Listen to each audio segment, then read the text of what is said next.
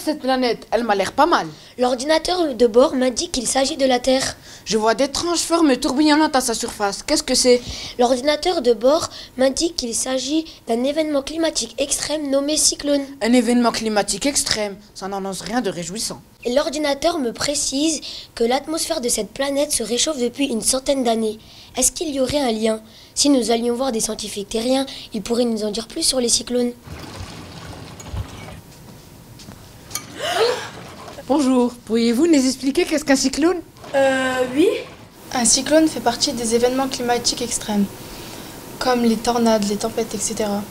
Pour qu'un événement climatique soit qualifié d'extrême, il doit être rare, intense et provoquer des dégâts.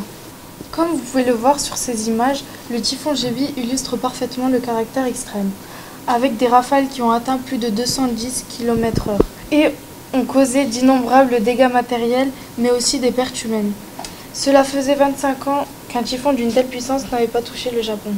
Mais un typhon, c'est la même chose qu'un cyclone? Différentes dénominations sont données aux cyclones selon l'endroit de la planète où ils se forment. On parle de cyclones dans l'océan Indien et dans le Pacifique Sud, d'ouragans dans l'Atlantique Nord et dans le Pacifique Nord-Est, et enfin de typhons dans le Pacifique Nord-Ouest.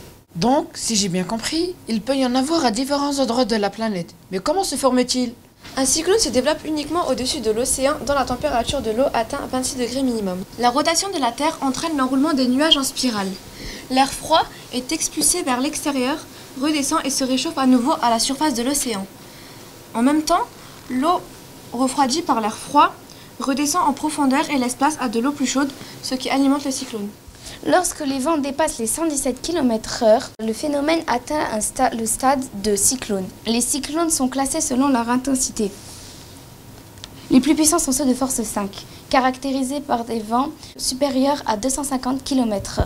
Si on regarde cette animation qui nous montre la répartition des ouragans dans l'Atlantique Nord entre 1900 et 2015, on peut observer que le nombre et l'intensité des ouragans sont variables d'une année à l'autre. Alors ça veut dire que le réchauffement climatique n'a pas d'impact sur les événements climatiques extrêmes? Commençons par laisser la parole au professeur Fabrice Chauvin pour vous répondre. Pour l'instant, ce sur quoi la communauté scientifique s'accorde, c'est que le nombre total de cyclones ne devrait pas augmenter. On a même des raisons de penser qu'ils pourraient diminuer.